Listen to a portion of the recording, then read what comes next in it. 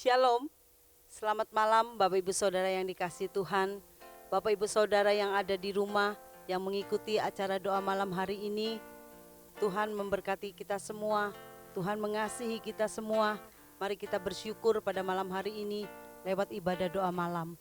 Mari kita sama-sama tundukkan kepala dan berdoa. Selamat malam Bapak di sorga, terima kasih Tuhan buat keselamatan yang sudah Engkau beri dalam kehidupan kami. Terima kasih juga Tuhan buat kesembuhan yang sudah Engkau berikan bagi kami yang sakit. Kami bersyukur dan berterima kasih juga Tuhan buat pemulihan yang sudah Engkau kerjakan untuk kami semua. Malam hari ini Tuhan, hanya ucapan syukur yang bisa kami bawakan kepadamu. Lewat pujian dan penyembahan kami, inilah rasa syukur kami kepadamu Tuhan. Biarlah semuanya boleh layak di hadirat Tuhan. Kau memberkati setiap Bapak Ibu Saudara yang ada di rumah yang mengikuti acara doa malam-malam hari ini. Karyamu besar, karyamu yang ajaib, senantiasa Kau nyatakan di dalam kehidupan kami semua. Karena kami tahu Tuhan, rancangan Tuhan yang terbaik yang sedang Kau kerjakan untuk kami semua. Di dalam nama Yesus kami akan mulai, hanya ke dalam tangan kuasa-Mu kami serahkan ibadah kami. Haleluya. Amin. Mari kita datang ke hadirat Tuhan dengan ucapan syukur kita kepada Dia. Haleluya.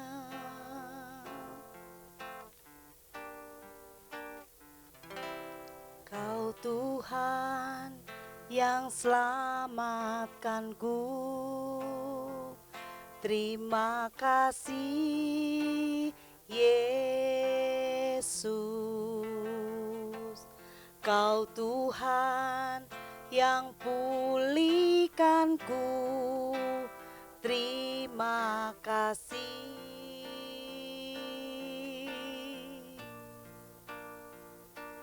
Kau Tuhan yang sembuhkanku,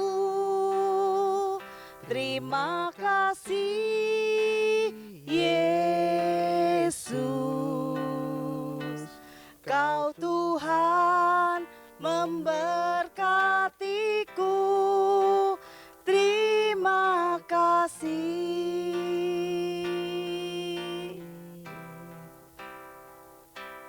Kau Tuhan yang selamatkanku, terima kasih Yesus. Kau Tuhan yang pulihkanku, terima kasih.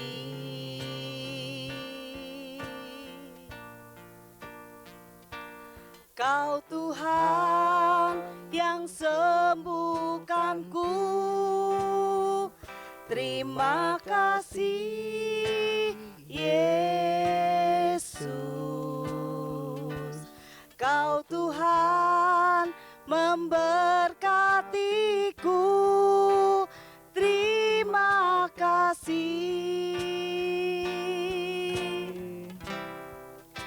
Segala pujian dan syukur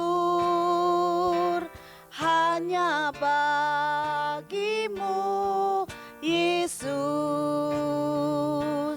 Dengan apa kan ku balas kasih-Mu?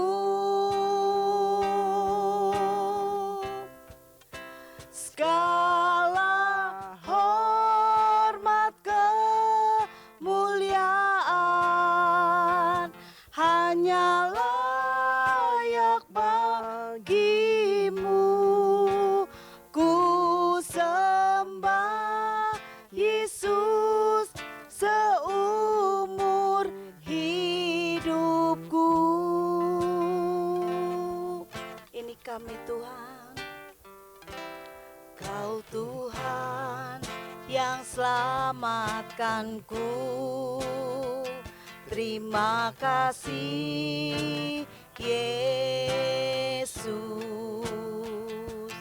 Kau Tuhan yang pulihkanku, terima kasih.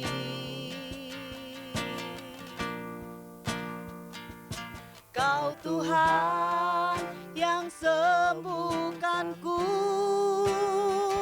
terima kasih Yesus. Kau Tuhan memberkatiku, terima kasih. Segala pujian dan syukur hanya bagimu Yesus. Dengan apakan ku balas kasih-Mu?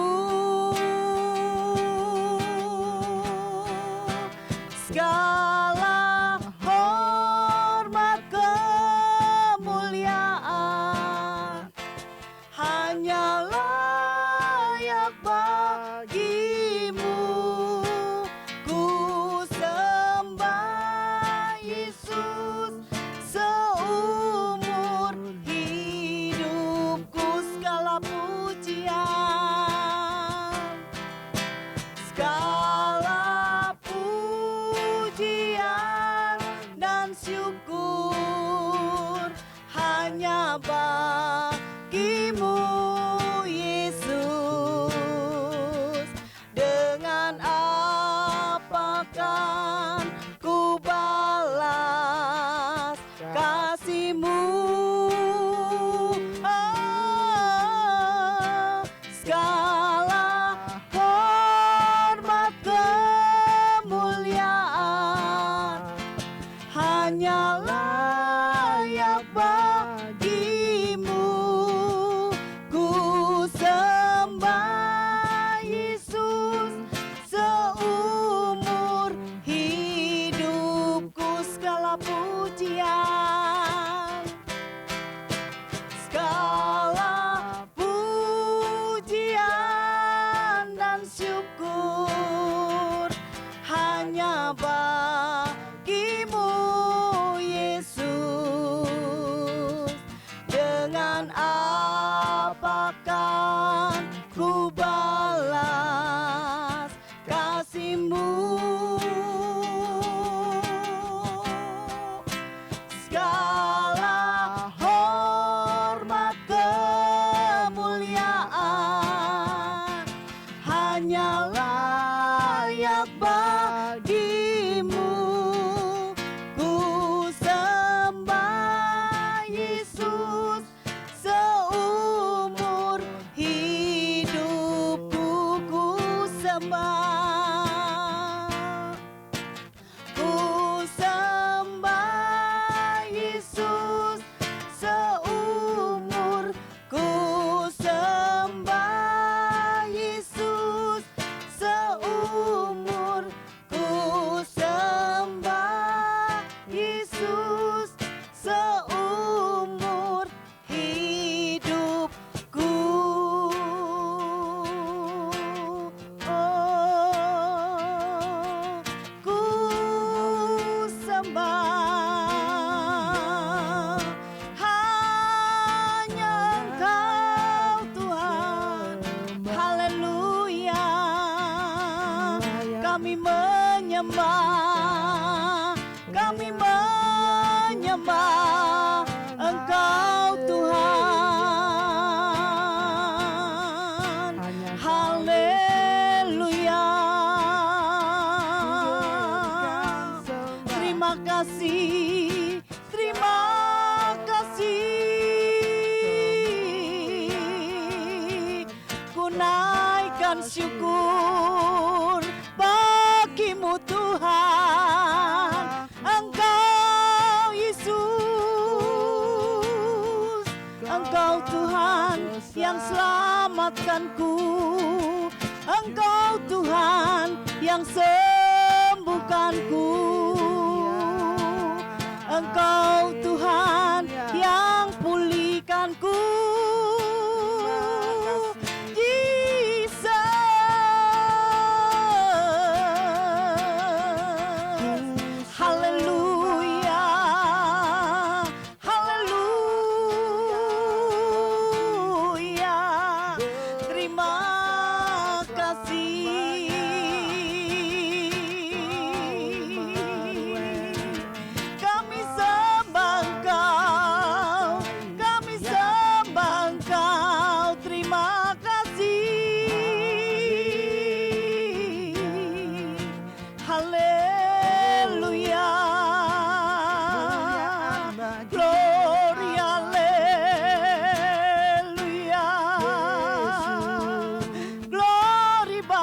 Tuhan. Haleluya, haleluya, haleluya.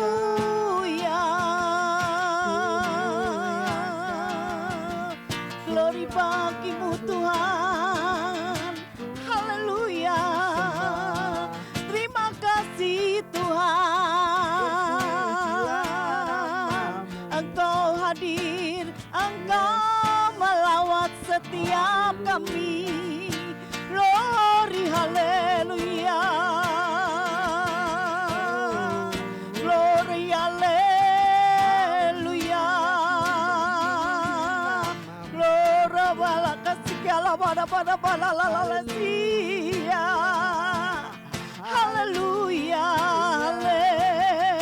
haleluya.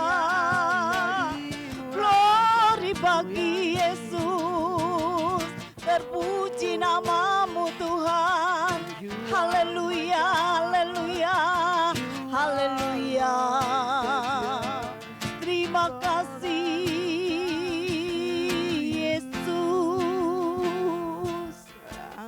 Engkau Allah yang baik. Engkau Allah yang mengasihi kami semua Tuhan. Terima kasih buat kebaikan-Mu.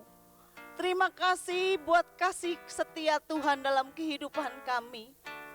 Terima kasih buat anugerah-Mu yang besar atas kami semua. Kami boleh merasakan Allah mengasihi kami. Dan kasih-Mu Tuhan tidak pernah hilang dalam kehidupan kami. Terima kasih Yesus. Haleluya Yesus. Bapakku yang baik, amin. Kau sangat ku cinta, amin. Lebih dari segalanya di dalam hidupku. Bapakku yang baik, Engkau yang ku perlu. Lebih dari segalanya, kasih-Mu bagiku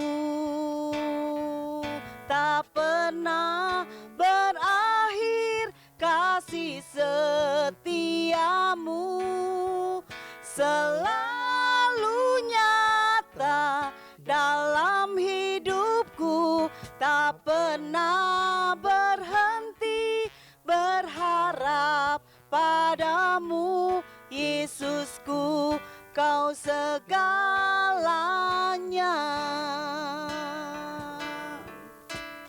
Amin. Bapakku yang baik, yes, Kau sangat ku cinta, amin. Lebih dari segalanya di dalam hidupku.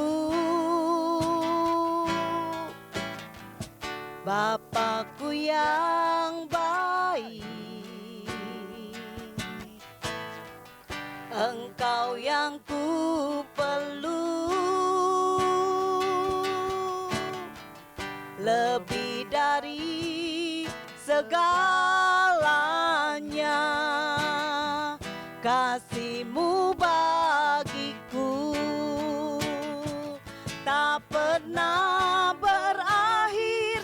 Kasih setia-Mu selalu nyata dalam hidupku.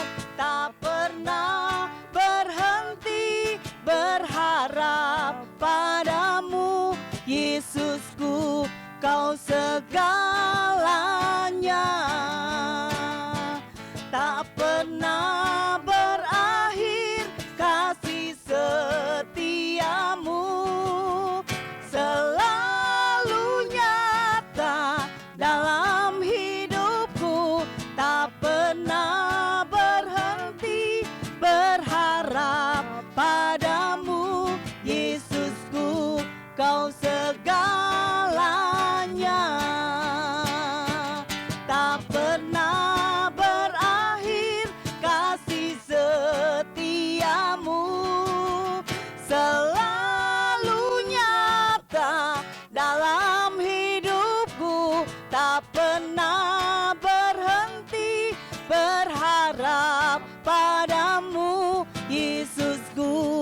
Kau segalanya,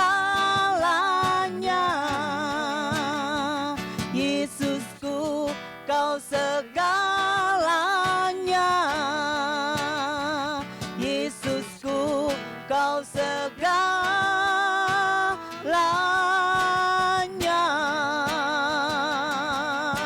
Oh, Kau segalanya.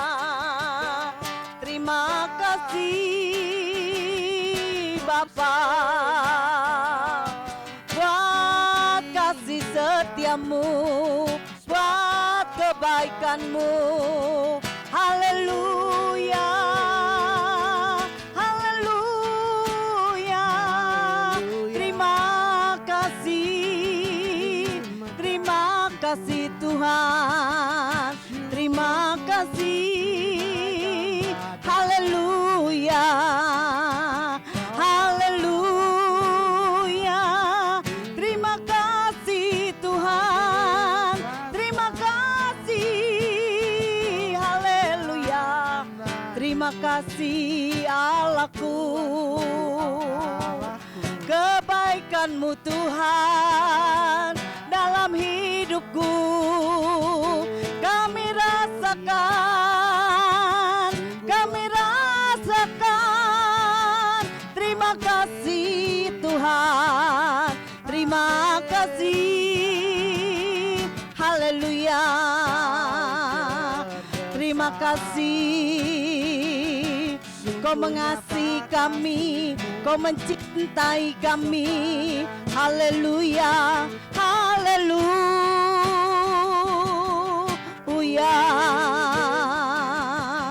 Terima kasih, terima kasih. Kasih-Mu besar, kasih-Mu mengalir, kuasa-Mu nyata dalam hidupku. Haleluya, haleluya,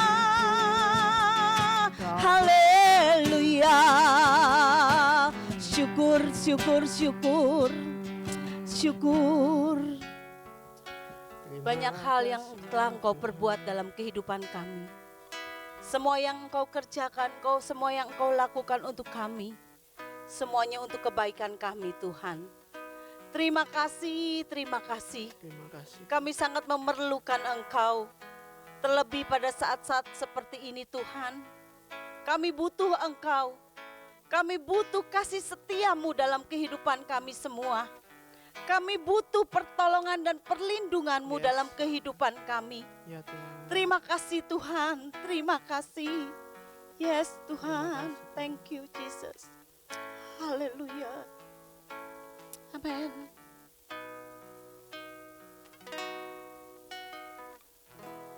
Banyak yang Kau perbuat di dalam hidupku. Rancangan indahmu terjadi di hidupku. Bapa yang mengerti segala yang ku perlu. Kasih-Mu sempurna, nyata dalam hidupku.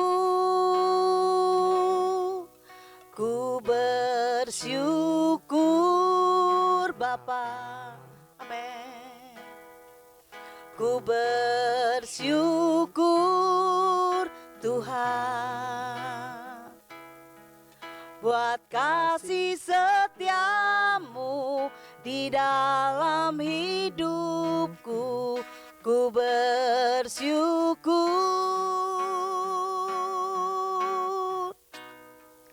ku bersyukur Bapa. Yes Tuhan. Ku bersyukur Tuhan buat kasih setiamu di dalam hidupku. Ku bersyukur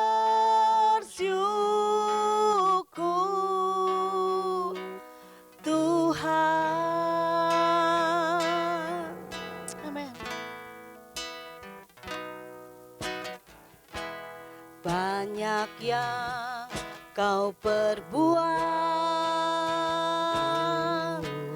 di dalam hidupku, rancangan indahmu terjadi di hidupku. Bapa yang mengerti segala yang ku perlu, kasih-Mu sempurna nyata dalam hidupku. Ku bersyukur Bapa, ku bersyukur Tuhan buat kasih setiamu di dalam hidupku. Ku bersyukur, ku bersyukur, ku bersyukur Bapa, ku bersyukur Tuhan buat kasih setiamu di dalam hidupku. Ku bersyukur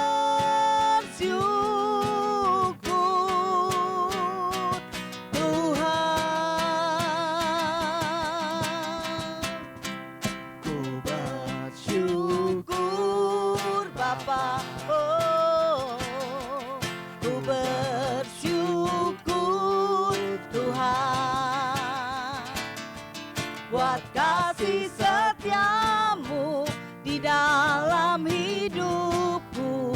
Ku bersyukur, ku bersyukur Tuhan, ku bersyukur Bapa buat kasih setiamu di dalam hidupku. Ku bersyukur, ku bersyukur Bapa, ku bersyukur Tuhan buat kasih setiamu di dalam hidupku. Ku bersyukur, ku bersyukur, ku bersyukur, ku bersyukur Tuhan, ku bersyukur Tuhan, ku bersyukur Tuhan. Terima kasih Bapa di sorga. Inilah yang bisa kami balas kepadamu Tuhan. Hanya ucapan syukur lewat setiap pujian dan penyembahan kami. Biarlah Tuhan rasa syukur kami boleh menyenangkan hati Tuhan, boleh berkenan di hadirat Tuhan dan menjadikan satu persembahan yang berbau harum. Terima kasih Bapa di sorga. Biarlah sebentar kami mau belajar akan kebenaran firman-Mu. Biarlah setiap firman-Mu yang akan disampaikan oleh hamba-Mu Tuhan boleh membekali kehidupan kami semua. untuk kami tetap setia di dalam Engkau, untuk kami tetap di dalam hadirat-Mu Tuhan, dan kami tetap kuat menghadapi masa-masa saat ini Tuhan. Terima kasih Bapa di sorga, Kau memakai hamba-Mu, Kau akan mengurapi hamba-Mu. Jadikan berkat bagi kami semua. Di dalam nama Yesus kami mengucap syukur kepadamu Tuhan. Haleluya. Amin. Shalom Bapak Ibu Saudara yang dikasihi oleh Tuhan. Kita sudah sampai ulangan seri yang ke-16. Selalu harus mengingat tentang latar belakang kitab dari kitab Ulangan ini. Kitab dari mulai di kitab Kejadian, bangsa ini dipilih oleh Tuhan. Bangsa ini ditebus dari Mesir dengan kemah tabernakel yang lengkap. Bangsa ini diinstruksikan untuk hidup dalam kesucian. Dan mereka dipersiapkan memiliki tanah perjanjian setelah melewati 40 tahun di padang gurun. Jadi Musa sudah selesai memimpin dan mereka sudah siap untuk menyeberang. Tapi masalahnya Tuhan berkata bahwa Musa tidak akan masuk ke tanah perjanjian. Dan Musa akan meninggal sebelum orang Israel masuk tanah perjanjian. Dan kitab Ulangan ini mencatat 4 khotbah Musa. Jadi pembaca asli dari kitab pembaca asli, pendengar pertamanya adalah orang Israel, generasi baru yang mendengarkan khotbah tentang Musa.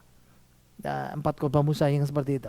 Nah, kata kunci kitab Ulangan adalah pembaharuan, renewal. Tema utama adalah pembaharuan perjanjian Musa. Nah, ayat kuncinya dari Ulangan pasal 6 ayat 4 sampai 5.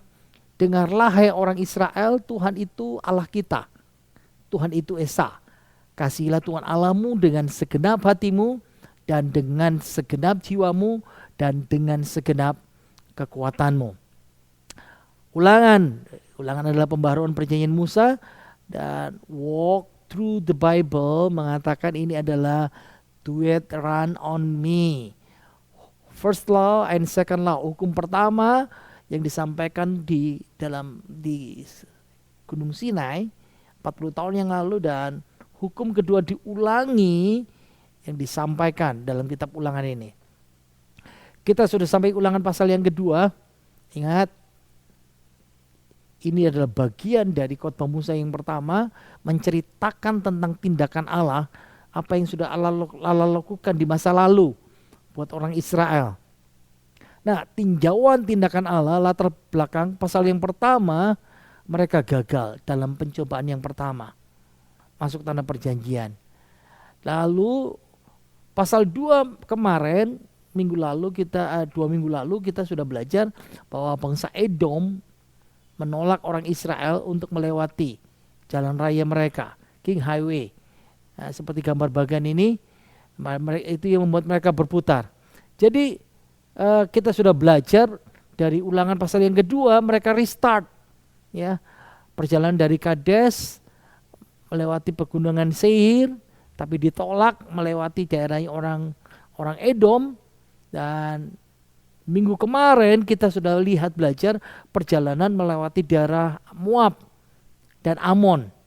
Ulangan pasal 2 ayat 9 sampai ayat yang ke-25. Ini minggu lalu yang kita pelajarin. Jadi ini adalah perjalanan melewati daerah Moab dan Amon. Setelah 40 hari mereka berputar-putar di Kades Barnea. Nah, kita teruskan ya. Ulangan pasal 2 ayat yang ke-14.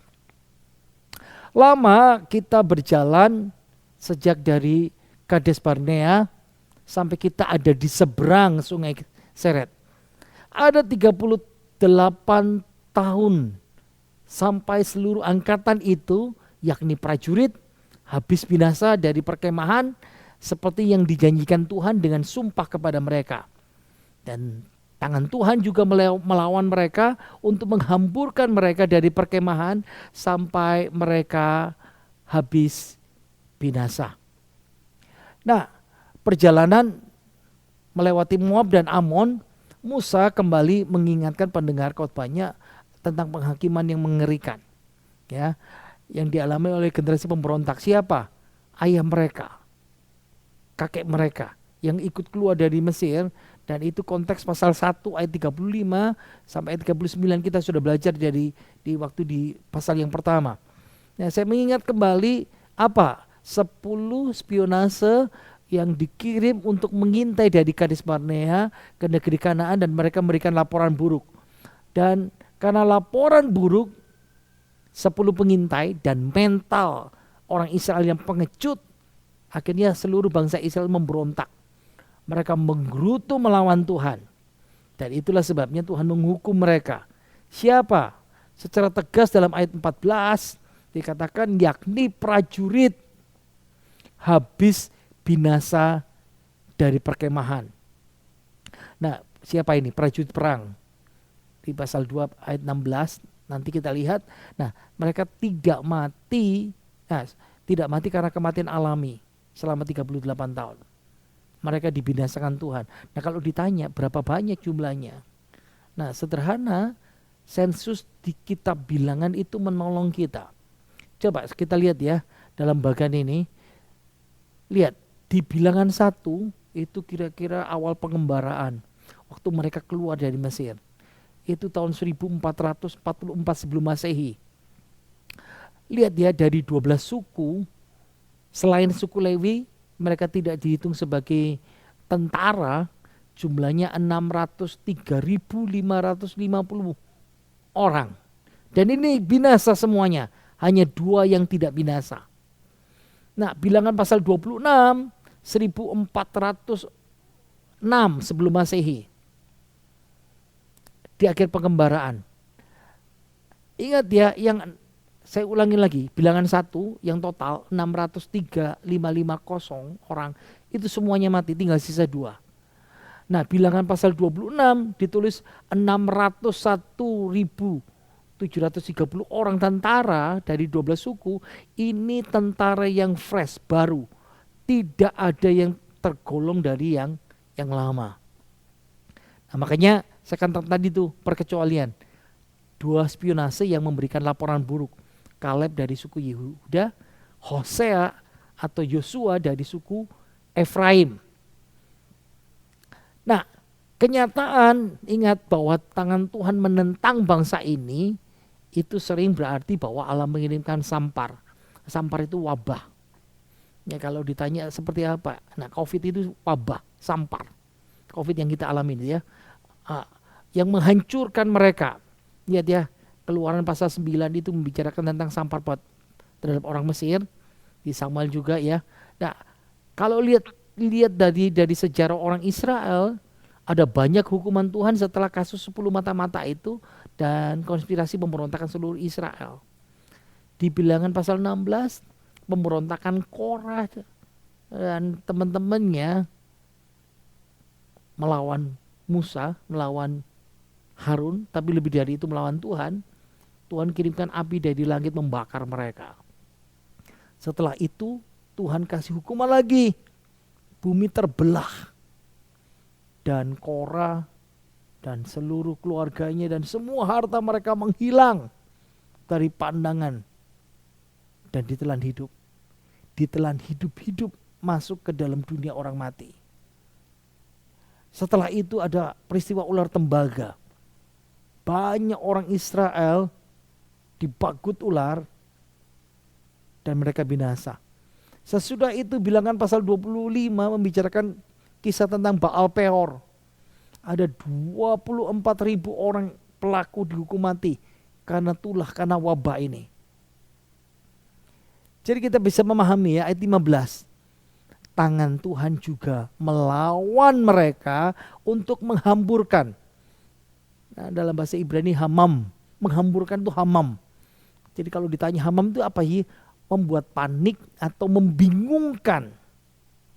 Jadi kepanikan dari Allah mengutus banyak musuh sehingga mereka bingung, panik, takut untuk bertarung dengan kompeten. Dan ingat, musuh itu banyak. Bukan musuh yang banyak tentara, tapi musuh yang dalam bentuk wabah seperti itu. Nah, karena pemberontakan mereka terhadap Tuhan, generasi prajurit yang pertama, ya sensus pertama tadi itu, mereka menjadi objek perang suci Tuhan. Allah. Dan mereka mati semuanya. Mereka ditinggalkan perawatan perlindungan tangan Tuhan. Ingat, 2 seri yang lalu kita sudah belajar. Saya ulangi ya, saya keluarkan ya slide-nya. Nah, Musa memberikan refleksi khotbahnya yang pertama di sebelah timur Sungai Yordan. Pasal 2 ayat yang ke-7. Ini 2 seri yang lalu. Sebab Tuhan Allahmu memberkati engkau dalam segala pekerjaan tanganmu. Ia memperhatikan perjalananmu melalui padang gurun yang besar ini. Ke-40 tahun ini Tuhan Allahmu menyertai engkau dan engkau tidak kekurangan apapun. Menggambarkan tentang kepedulian Allah. Kalau saudara ingat 2 minggu yang lalu ayat ini saya katakan, saya pakai versi COVID. Sebab Tuhan Allahmu memberkati engkau dalam segala pekerjaan tanganmu. Ia memperhatikan perjalananmu melalui COVID yang besar ini. Tuhan Allahmu menyertai engkau dan engkau tidak kekurangan apapun. Saya balik lagi ke pelajaran kita ya. Nah, dalam kesombongan pemberontakan, sudah berontak sombong lagi. Mereka menemukan tangan Allah berbalik menyerang mereka, melawan mereka, dan mengakibatkan kematian dan mayat mereka berhamburan. Nah, ayat 15 ingat ya. Dan tangan Tuhan melawan mereka untuk menghamburkan mereka dari perkemahan sampai mereka habis binasa. Mereka mati di padang belantara ini. Nah, jadi khotbah bagian pertama ini Musa mengingatkan, hari ini mengingatkan generasi baru. Yang pertama, Allah itu setia terhadap janjinya. Tapi juga Allah itu setia terhadap ancamannya. Yang ketiga, Allah itu punya kuasa mengeksekusi kesetiaannya, janjinya, mengeksekusi ancamannya. Kita teruskan ayat 16, 17 dan seterusnya ya.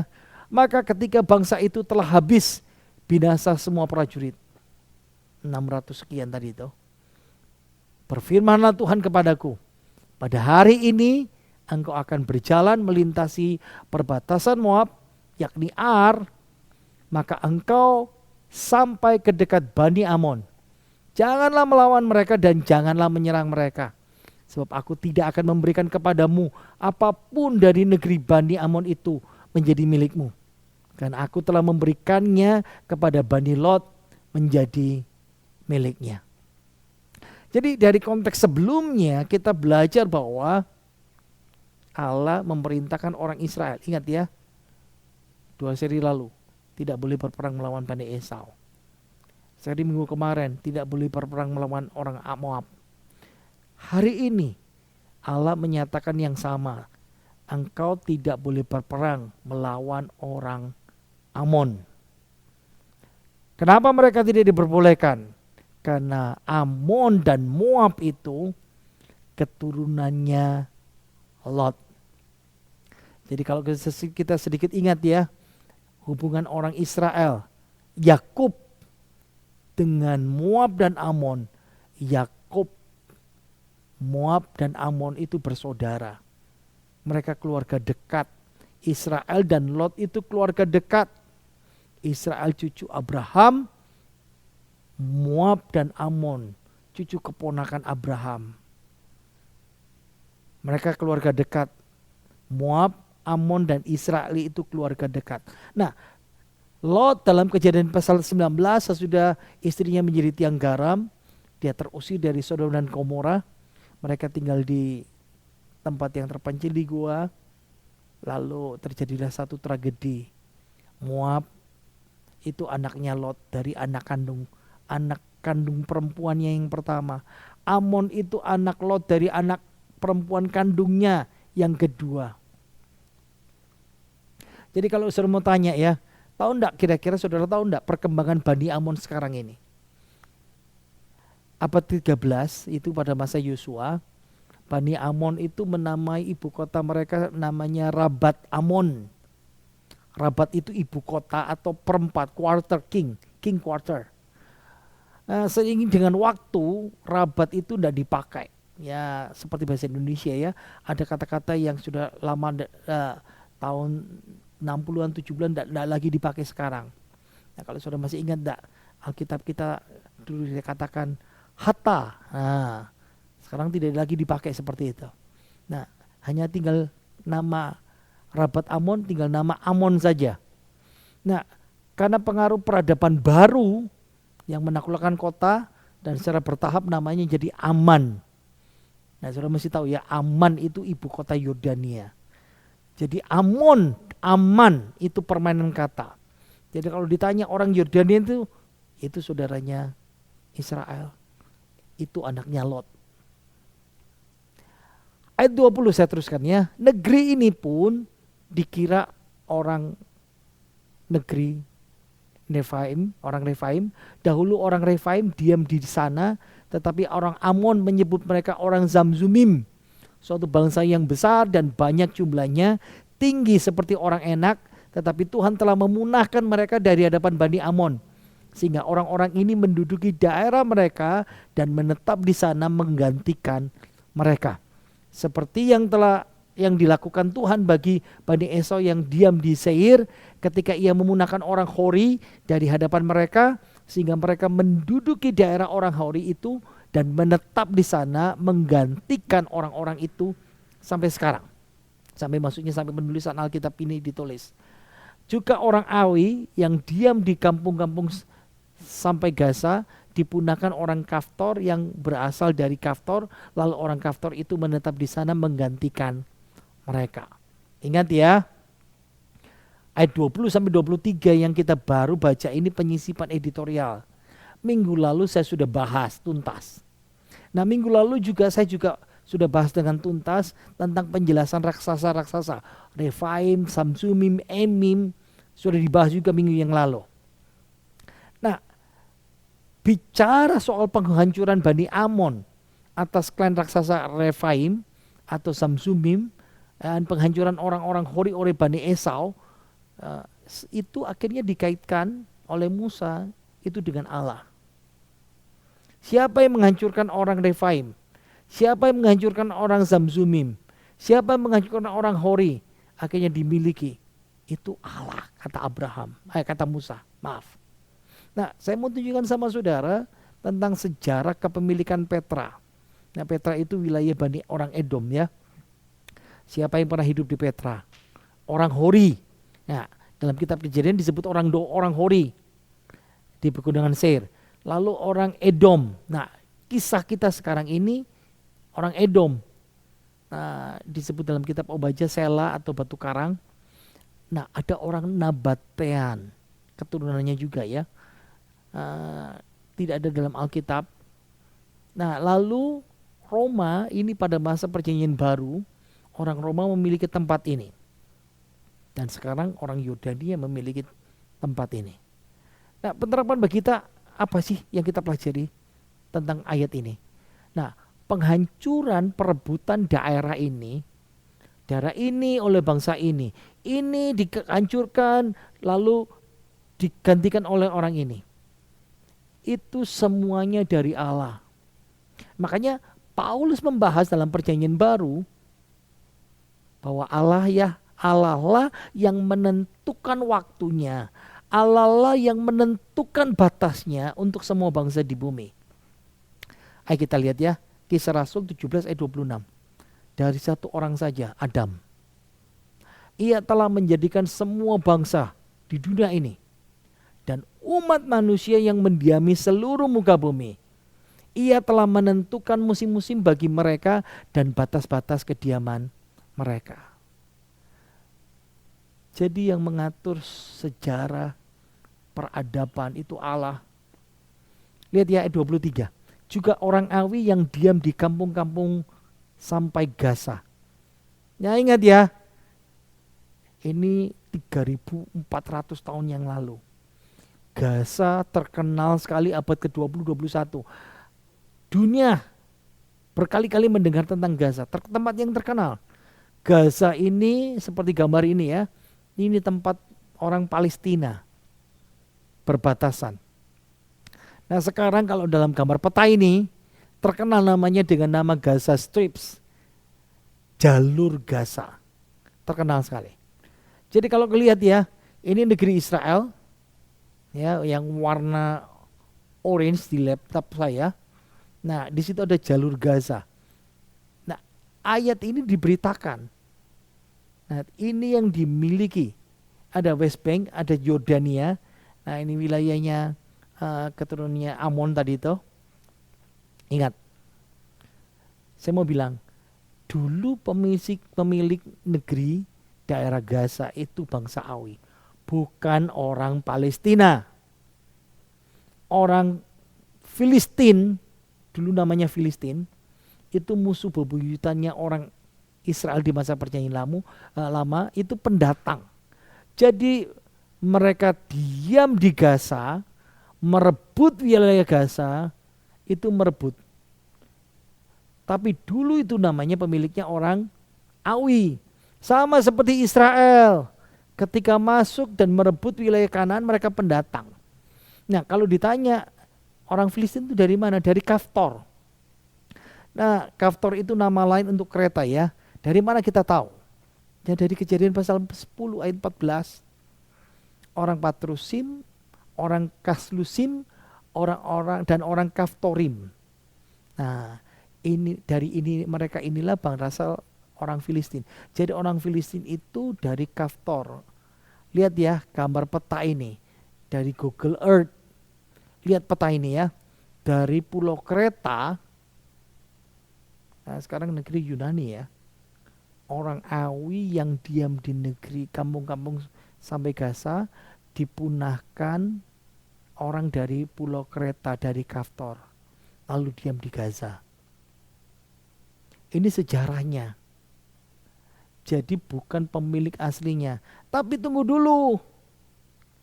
Istilah Palestina sekarang itu tidak sama dengan Filistin zaman perjanjian lama. Enggak sama. Harus paham ya. Orang Palestina zaman sekarang modern itu bukan orang Filistin yang asli dari Kaftor, dari Pulau Kreta. Karena mereka adalah orang dari mana? Penduduk lokal yang kawin campur dengan orang Muslim dari Bosnia, Balkan, Kaukasus. Ingat ya, Turki itu menjajah wilayah ini. Sampai abad 16 sampai 19. Jadi orang Turki dia ambil jajahannya Bosnia, Balkan, Kaukasus, dikirim ke Palestina. Kayak ginilah paling gampang, yang paling mudah. Nah, misalnya seperti orang Indonesia. Ada orang Indonesia yang dikirim Romusa ke satu tempat. Misalnya ada satu tempat di daerah, saya lupa ya, daerah Kalimantan atau Sulawesi, ada orang Korea yang dikirim ke sana. Sampai sekarang masih ada. Nah, itu contohnya seperti itu. Nah, masih belum. Inggris lalu menjajah wilayah Palestina. Nah, Inggris mulai masukkan orang-orang Sudan, orang Mesir, orang Suria, orang Libanon. Nah, kebanyakan orang Muslim tinggal di sana. Jadi, lihat ya, orang Palestina sekarang yang populer abad ke-20 itu bukan orang Filistin, tapi orang campuran. Siapa? Dari bangsa-bangsa, bukan dari Kaftor, bukan nenek moyang orang Filistin di perjanjian lama, tapi ini penduduk non-Yahudi yang pakai bahasa Arab, akhirnya menjadi julukan Palestina. Jadi jangan samakan dengan bangsa Yebus, orang Sem, penduduk asli. Jangan samakan dengan bangsanya Goliat, musuh orang Israel. Enggak. Nah, sama, saya bilang orang Indonesia. Nah, tidak ada orang pribumi asli Indonesia. Contoh ya, lihat ini. Ya, dulu pernah dibahas ini. Ariel Peter Pan. Nah, dia orang Padang, campuran Padang dan Batak. Ternyata genetiknya 79% dia orang Asia Selatan. Itu berarti orang India, Bangladesh, Tamil, Nepal. 15% orang Asia Timur. Berarti ada keturunan Jepangnya dia. 5% orang diaspora Asia dan ada 0,05% genetik Yunani. Nah, Grace Natali ada darah Afghanistan, genetik Pakistan, Afghanistan. 76,972% orang Asia Timur. Nah, Mira Lesmana 49% orang Asia Timur. Bayangkan ya, ini berarti orang Taiwan, Jepang, ada 38% orang Asia Selatan. Tapi 12% genetiknya diaspora Asia. Dan 0,03% orang Irak dan orang Kurdi. Najwa Shihab, dia terkenal sekali sebagai orang Yaman. Tapi ternyata ketika genetiknya dilihat 48,54 orang Asia Selatan, 26% lebih orang Afrika Utara. Ada orang Afrikanya, ada Asia Timurnya, ada dari Cinanya, genetiknya 4,19%. Diaspora Asia, Afrika, orang Timur Tengah, darah Arabnya cuma 3,4%. Padahal dia orang Yaman. Ada darah Eropanya, ada genetik Eropa Utara, ada diaspora dan diaspora Eropa. Bayangkan, jadi orang Indonesia tidak ada orang pribumi. Karena kita semuanya pendatang. Siapa yang menetapkan? Allah. Oke, bagian yang terakhir. Bersiaplah kamu, berangkatlah dan seberangilah sungai Arnon. Ketahuilah aku menyerahkan Sihon, Raja Hesbon, orang Amori itu, beserta negerinya ke dalam tanganmu. Mulailah menduduki negerinya dan seranglah Sihon. Pada hari ini aku mulai mendatangkan ke atas bangsa-bangsa di seluruh kolong langit keseganan dan ketakutan terhadap kamu. Sehingga mereka menggigil dan gemetar karena engkau apabila mereka mendengar tentang kamu. Jadi perintah Allah untuk mengusir Sihon, Raja Amori dari kota Hesbon ini menggambarkan ilustrasi kedaulatan Tuhan. Ini bangsa besar, negara adidaya pada waktu itu, tapi teror dan ketakutan Tuhan ditempatkan Tuhan di negeri itu. Dan itu senjata penting. Orang Israel akan perang dan menaklukkan raksasa-raksasa itu. Oke, bagian yang terakhir penerapan buat saudara dan saya. Saya mau bercerita tentang ada seorang yang bernama Yakob di Sazer. Ceritanya hampir sedikit mirip ya, ada satu film, ya memang ini pernah difilmkan. Secara keseluruhan hidupnya itu menunjukkan cara Tuhan bekerja dalam kehidupannya dengan cara yang luar biasa misterius.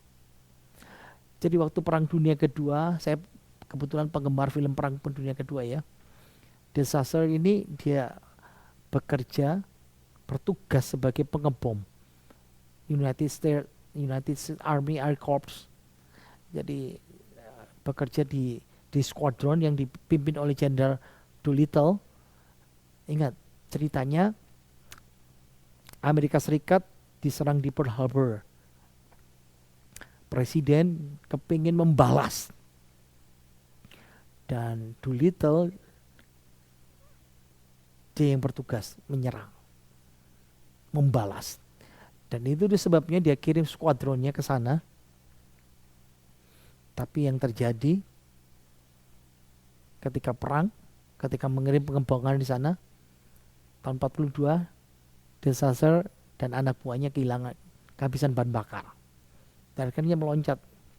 Mereka mendarat di Tiongkok, ditangkap oleh Jepang, ditawan oleh Jepang.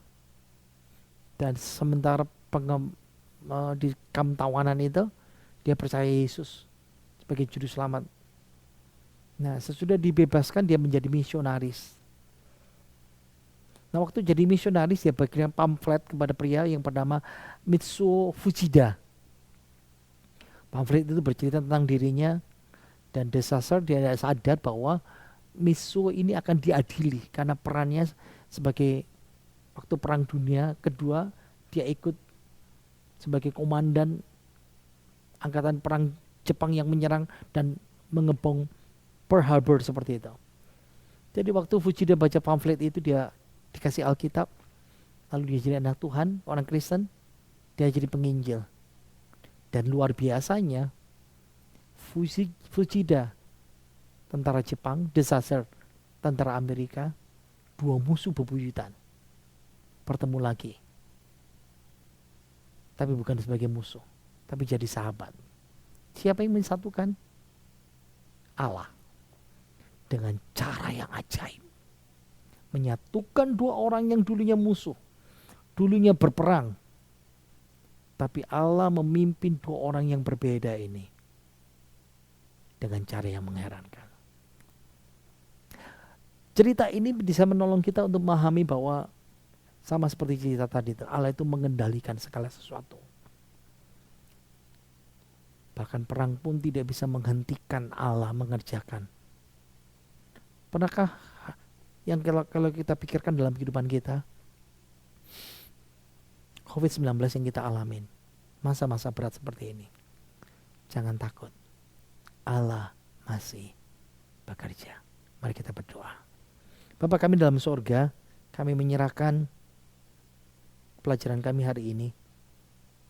Kami senang, kami boleh melihat, kami boleh belajar bahwa Allah itu luar biasa. Engkau mengatur, Engkau berdaulat, Engkau menyatakan kuasa-Mu dan pertolongan-Mu.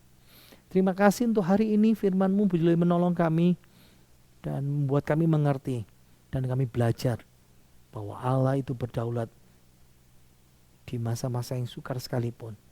Engkau yang mengatur kehidupan kami. Engkau juga memberkati kami semuanya yang sudah belajar firman-Mu pada hari ini. Kiranya berkat-Mu boleh tercurah dalam kehidupan kami semuanya. Dalam nama Tuhan Yesus, haleluya. Amin. Bapak Ibu Saudara, besok Minggu kita akan mendengar firman Tuhan. Temanya mendengarkan Allah. Kita akan bertemu besok Minggu dalam firman Tuhan itu. Dan kita mau tutup Bible Class hari ini dan evening prayer hari ini. Kami bersyukur Tuhan untuk kebaikan-Mu. Terima kasih untuk semua anugerah-Mu yang begitu melimpah. Terima kasih untuk hari ini. Berkat-Mu boleh tercurah buat kami semuanya. Engkau berkati anak cucu menantu kami. Engkau berkati pekerjaan kami. Engkau berkati pelayanan kami. Engkau berkati gereja-Mu. Engkau berkati rencana pembangunan kami. Engkau berkati kebutuhan kami. Engkau berkati hidup kami, kesehatan kami. Dan percaya Tuhan, berkat Tuhan boleh mengalir. Terima kasih untuk makanan rohani kami. Sekarang Bapak Ibu Saudara, terimalah berkat yang melimpah dari Bapa Putra Kudus. Berkati hidup saudara dan saya mulai hari ini dan sampai selama-lamanya. Terimalah berkat di dalam nama Tuhan Yesus, haleluya. Amin. Tuhan berkati kita semuanya.